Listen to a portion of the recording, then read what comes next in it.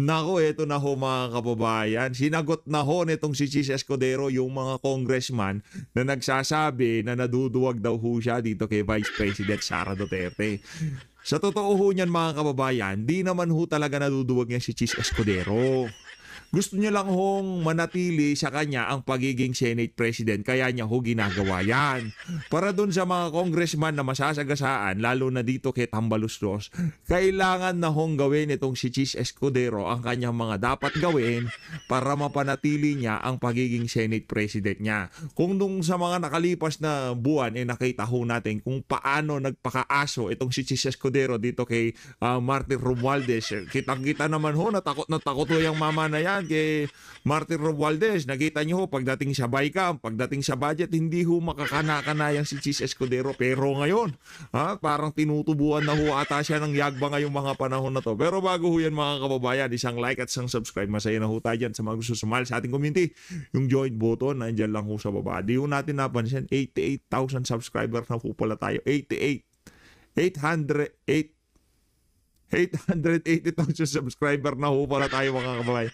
Maraming salamat ho. Eto na, rekta ho tayo dito kay Chis Escudero. Ito ho yung pinaka-kabuuan ng kanyang naging interview kaninang umaga. Yung kasi kumakalat dyan sa social media, tag 1 minute lang ho yun. Ito ho yung buong ambush interview niya ho. Ito, panoorin ho natin mga kababayan. Sir, may mga congressman were saying na hindi natatakot sa tao, pinuproteksyonan mo si Vice President Duterte, kaya doon na-atras yung impeachment proceedings. Ano pong sagot mo? Siguro napatunayan ko na yan sa tagal ko sa panahimpiyan sa pamahalaan na hindi ako gumagalaw at nagpapasya base sa anumang takot. Ika nga sa Biblia, do it always afraid. At sinabi na rin naman ni Vice President Sara na hindi siya sang-ayon sa mga panahon na yan. Okay, kasi kanina din meron kayong nabanggit na parang hindi kayo sinusunuran o sinusunuran. Ang mga kongresista tila nasasanay na diktahan ang Senado kaugnay sa gusto nilang mangyari sa impeachment. Pwes kung trabaho ng ilang mambabatas na maging sunod-sunuran kay Speaker Romualdez na gusto klaro itong impeachment na ito, hindi namin trabaho yan sa Senado. Hindi ko rin trabaho yan bilang tagapangulog ng Senado. Para sa akin, gagampanan namin ang aming tungkulin ayon sa aming paniniwala na tamang proseso na naayon sa batas. Nung inupuan nila na mahigit 2 buwan itong impeachment complaint, may narinig ba sila sa amin? Nakalagay din sa rules nila immediately ibibigay ng SecGen yung impeachment complaint sa Speaker. Hindi nila ginawa yun sa loob na mahigit 2 buwan. May narinig ba silang reklamo sa amin? Ginalang namin ang kanilang pasya, proseso at pagdidesisyon. Yan sa Yan dapat, Brad, yan dapat. Yan ang Senate President. Ganyan dapat manindigan ang isang Senate President. Ginagawa mo na lang yan dahil meron ng banta sa pwesto mo sa pagpasok ng 20th Congress. Maliwanag pa yan sa sikat ng araw. Pero kung alam mo sa sarili mo na hindi ka matatanggal dyan, nako, iti-triple mo yan. Baka isa ka rin sa mga mananawagan, natatawid yung impeachment na yan from 19th to 20th Congress. Ngayon, alam mo na rin na walang bilang. Baka nagbilangan na nga kayo dyan sa House of dyan sa Senado kung makakakuha ng boto yung impeachment na yan.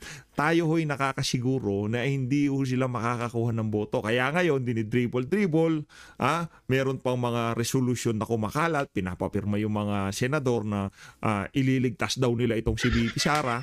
Nakakabwisit hong mabasa yung mga ganong klaseng mga katagay, liligtas, magpapasa ng resolution para ibasura na yung impeachment para maligtas si VP. Ano ililigtas? Wala kayong ililigtas. Dahil wala naman sa kapahamakan itong si BP. Kung tayo tatanungin, excited ho tayo doon sa mga ilalabas ni Vice President Sara Duterte. Alam ho natin, aware ho tayo na kung sakaling gumulong yung impeachment, baka kung ano pang mangyari dyan, baka ma-desisyonan pa ng ganito-ganyan, meron pang mga fabricated na ebidensya ilabas yan. Aware ho tayo dyan. Pero tayo ho, base sa mga pinagdaanan ng ating Vice Presidente at base sa kanyang confidence, yung confidence level ho talaga niya ay napakatakas at alam niya na malalampasan niya yan. Kaya gusto nga niya ng bloodbath. Ngayon, yung mga senador dyan na nagbibida-bida na sinasabi na ililigtas namin siya, Wala ko kayong ililigtas.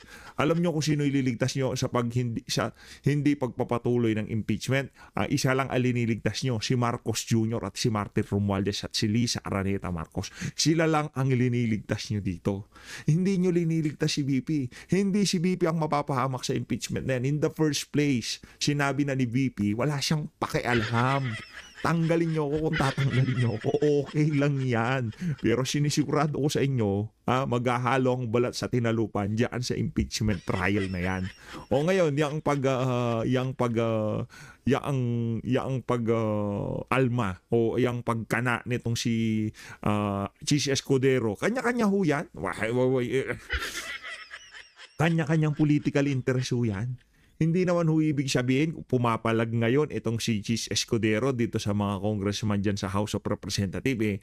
Tinatayuan niya na talagang kailangan manindigan ng Senado na magkaroon ng independence. Kabalbalan ho yan. Nasaan na Senado nung ipinapasa yung 2024 national budget? Nasaan kayo? Doon namin kayo kailangan. Pinagtatanggol nyo pa nga. Kulang-kulang na nga ang BICAM. Sasabihin nyo wala naman kaming nakita. Pero nakapirma kayo. Pero merong ebidensya na kulang-kulang ang BICAM. At pinagsisingitan ng kung ano-ano ng mga taga-House of Representatives. Pinagtatanggol mo nga eh. Di ba? Hindi mo nga pinalagan si Tambaluslos nun eh. O ngayon, anong nakain mo? Anong pinakain sa iyo ni Hart Evangelista? Brad, anong pinakain sa iyo ni Hart? Bakit bigla kang nagkapuso ngayon para sa Senado? Diba? Ano bang natikman mo kagabi, Brad? Sabihin mo nga sa amin para magkaalaman tayo dito. Kasi ang hirap dito nung una inihintay ka namin na maging ganyan. Hindi ka nagiging ganyan. Ngayong meron ng banta sa iyong pwesto bilang Senate President, doon ka nagdadadaldal. Sana inaasahan ko rin sa kanila. Subalit maging ganun pa man, hindi ko pwede silang gawin, piliting gawin o hindi gawin ang partikular na bagay. Gayon din sila. Kung nais nila maging sunod-sunuran sa gusto ng kanilang speaker, pues hindi po namin trabaho yan. Sir, bakit po? Para dito kay Jinky Luistro, dito kay Leila de Lima, sa lahat ng congressman ngayon, hindi pa pala, incoming pa lang yung si Leila. Para sa lahat ng yan, si Joel Chua, lahat ng congressman na gumugusto dyan sa impeachment na yan, by all means, ituloy nyo, please. Walang problema sa atin yan. Si BP nga di nagsasalita, wala nga tayong naririnig na galaw na question sa Korte Suprema, question sa ganito, hindi na itutuloy. Handa ho ang defense team ni Vice President Sara Duterte sa mangyayaring balagbagan sa Senado. Ang tanong, handa ba ang Congress at Senate at Malacanang sa gagawing bloodbath ni VP Sara? Handa ho ba kayo? Siguro hindi ho sila handa kaya nila dribble. Pero para sabihan mo kami ngayon na hindi kami para maging sunod-sunuran dito kay Martin Romualdez. Kabalbalan yan. In the first place, sa 2025 budget natin, ikaw isang aso lamang ni Tambaluslos. Ngayon, nagsasalita ka ng ganyan para panatiliin ang pagiging Senate President. Dahil nga naman, maraming pumupustura at yung aking manok dyan sa Senado, si Senator Rodante Marcoleta, siya pa rin ho ang gusto nating maging Senate President. Pagka si Senator Rodante Marcoleta, sinabi niyang walang impeachment, naniniwala tayo. Pagka hindi dapat ituloy yung impeachment, naniniwala tayo. Bakit? Kasi sincero. Hindi kagaya nitong mga to, binabase nila yung kanilang mga opinion o mga desisyon o kung ano mang nagiging galaw nila sa politika base kung anong magiging pagtanggap ng tao, magiging popular ba to, magugustuhan ba ako o marami ba akong magiging taga-suporta. Diyan ho nakabase ang desisyon nitong mga senador na to, lalo na yung si Chis Escudero. Pero yung si Rodante Marcoleta, kahit lahat laban sa akin, pagka ito ang alam kong tama, ito mas dito magbabenepisyo ang sambayan ng Pilipino. Susuportahan natin yan. Yan ang sigurado. Luyo natin. Senado, kaugnay. Ito. Siguro naman, klaro naman yun nung simula na wala namang magaganap at mangyayari sa Kamara, lalo na ganong karaming boto kung hindi yan sinang-ayunan ng Speaker ng Kamara. But what would be his motive? Hindi para sa akin na sabihin yan. Siguro para din sa mga magaling sa mga political na analysis kaugnay ng kasalukuyang sitwasyon at darating na panahon. Pero klaro, ang Senado ay hindi sunod-sunuran sa Kamara kaugnay sa anumang bagay. Kabilang na ang impeachment Ano man ang ingaw-ngaw o sabihin nila. Sir, for the record, kanina po kasi merong umikot. Nako, inulit-ulit na ho netong si Cheese na talagang di ho sila magiging sunod-sunuran. Yung mga kasama mo, naniniwala ako, lalo na yung mga paparating sa 20th Congress, hindi sila magiging sunod-sunuran. Pero ikaw, Brad, naging sunod-sunuran ka na. Yun ang problema natin dito. Sila hindi. Ikaw, oo, naging sunod-sunuran ka na. Media na resolution supposedly dismissing the articles of impeachment against the Vice President. Ano po ang status kung meron mang ganung dokumento? Pero alam nyo, doon sa resolution na yun, nalalamyaan ako. Nalalamyaan ako, sa totoo lang. Anak ng tokwa, kung magkakaroon ng ganyang yung tipong daan, pwede bang idaan sa plenaryo? Diba? Yung magsalita sa plenaryo, hindi tipong parang yung tipong out of nowhere biglang magkakaroon ng resolution. Tinitingnan nila kung meron ba talagang bilang yung impeachment na yan? O sino yung nagpalabas ng resolution? Si Amy Marcos ba? Sino? Kaalyado ba ni Marcos Jr.? Tinatansya ba nila ang tubig kung ano mangyayari dyan sa impeachment? Kasi magkakaglim sila kung sino yung mga pipirma at hindi pipirma dyan sa resolution yan. Kasi pagka pumirma ka na gusto nyo lang i-dismiss, ibig sabihin hindi na talaga matutuloy. Ngayon pagka yung resolution na yan, hindi nagdire-diretso, baka magka-ano pa magka-opening pa yung mga walang yang gustong itulak yung impeachment na yan, no? Nalalamyaan lang ho tayo kung sino man nagpalabas yung resolution niya, gumawa ng resolution na yan.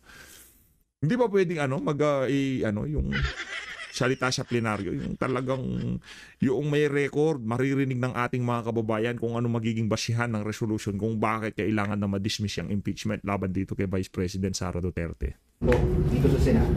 Walang ganong uri ng resolusyon na final o pending sa Senado sa ngayon. Ano man kumakalat na resolusyon na wala namang author na pinakita lamang din sa akin ng media ay mere scrap of paper unless may mag-file niyan, unless may mag-author niyan, unless pagdebatihan niyan, at unless pagbotohan niyan. As of yan na nga ho ba sinasabi natin? Hindi nga natin malaman, kaya ayaw natin siya Hindi natin malaman kaalyado ba nitong si VP ang lumabas niyan o tinitingnan lang kung anong timpla ng tubig, kung magkakaroon ba ng boto o, di ba? Hindi ko natin malaman Baka tinatansya na nila ang tubig kung ano mangyayari dyan sa impeachment. Diyan pa lang sa resolution, magkakaalaman na kung merong bilang. Sa 19th Congress, naniniwala tayo kung ipipilit, magkakaroon ng bilang. Kung ipipilit. Kung ipipilit nila.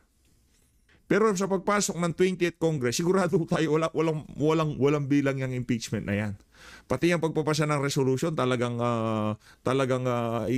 ura-urada, wala pang nakapile, una pang lumabas sa social media. Ano hubang ibig sabihin yan? Yung mga ganyang klaseng kaganapan sa Senado. Di ba? O itong si Cheese, na ho siya ngayong mga panahon na to, nagkukumahog na wag mawala sa kanya ang pagiging Senate President. last night, even this morning, tinanong ko dahil sa mga katanungan ng media, wala pong ganyang uri o parehong resolusyon na i-final o inihain sa Senado sa ngayon. Kaya wala kaming aaksyon resolusyon pareho o kaugnay o malapit sa lumalabas ngayon. Sir, pero marami pa namang araw bago ang end of session. Actually, apat na lang. Kung may mag-file, action ang banyo. Kung may magmomosyon, na-aksyonan yan, pagdedebatihan yan at pagbobotohan. Pero kung walang mag-file, wala kaming aaksyonan. Sinabi ko na yan dati. The Senate is a deliberative body whose plenary is supreme. Ano mang ginagawa namin, pinapadaan sa botohan. Na walang sinabing pagbotohan to dahil tinatanong naman palagi. Paano yung pagpupostpone ng paglatag ng articles of impeachment? Bakit ikaw lang mag-isa nagdesisyon? Ikaw lang mag-isa nagdesisyon na i-move yan? Diba? Dapat pala kumbaga magpagbobotohan Ikaw lang nagdidesisyon. Karamihan sa mga nangyayari ngayon sa Senado, base sa pagsasalita ng iba mga kasama mo dyan, wala na daw caucus. Wala nang pag-uusap, basta ikaw lang, tira ka lang daw ng tira. May objection. Pag wala, ibig sabihin, lahat sumang-ayon. Pero bawat ginagawa namin, pati na rin pagtawag ng roll, hindi ba? Pagtawag ng reference of business, pagtayo ng isang miyembro, lahat po yun pinagbobotohan. sa pamamagitan ng simpleng katanungan, any objection. So ito, ganun din dadaan sa prosesong yan. Pagbobotohan din ito kung may maghahain nga ng ganyang resolusyon. Sir, kung wala, anong mangyayari sa June 11? Kung wala mangyayari sa June 11, ay yung prosesong nakatalaga sa aming rules kung saan babasahin ng mga prosecutors yung articles of impeachment, magkoconvene ng Senado, susumpa ang mga maestrado, mag-i-issue ng summons. Hanggang doon lamang ang pwedeng magawa ng kasalukuyang Kongreso kaugnay yan. Hindi na nasayang ang suot.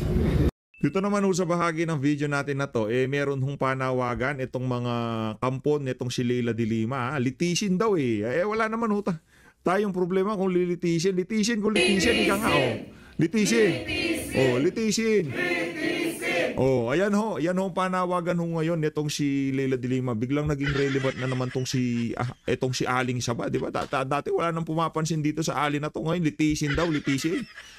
Ba't si dating Pangulong Rodrigo Duterte di kayo nanawagan ng ganyan, litisin, pinadala nyo sa The Hague, Netherlands, mga walang hiya kayo, di ba? Ngayon kay VP Sara, litisin, talaga namang hindi ho natin maintindihan, parang may mga merong saltik, kumbaga ayaw ni Marcos Jr. na i-double cross nyo siya, hindi naman lingid sa kaalaman ng ating mga kababayan, ang pagkapanalo ni Marcos Jr. Nakabase doon sa pakikipag-alyansa niya dito kay dating Vice President Sara Duterte. Ang isang bagay na humaharang para hindi siya ang pagbuntunan nitong mga dilawan na to. Kasi hard hitter din ho yung mga yan Hard hitter din ho yung mga yan. Kasi pagka na-dispatch yan, ngayon siguro nawalan na yung pagkabangag nitong si Marcos Jr. Medyo nawalan na ng konti. Kumbaga medyo bumabaw na ng konti. Ika nga bumaba na yung tama niya, di ba? Naiintindihan na niya na ang kaisa-isang bakod na humaharang para hindi siya ang banata nitong mga dilawan na to, si Vice President Sara Duterte. Ngayon, kung tatanggalin sa larawan itong si VP Sara hanggang sa 2028, meron din ho kasing timeline yung mga dilawan na yan, mga pinklawan. Meron din ho sila, okay, from here dapat matanggal na natin si VP. Kasi pagpasok ng election season o campaign season ng 2028 presidential election, trabahuhin na natin ang administrasyon. Doon na natin ilabas yung mga kabalbalahan nitong si Marcos Jr. Pero kailangan muna natin unang dispatchahin itong si Sara. Si Sara hindi natin siya kaya sa 2028. Makikipagpukpukan niya. Hindi ho nila kaya.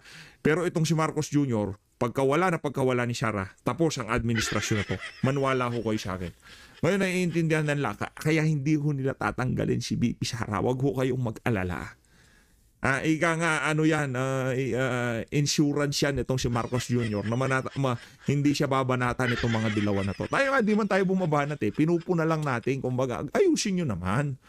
Okay lang naman na kayo nakaupo, pero ayusin nyo naman. Diba? Yun lang hong atin dito. Litisin!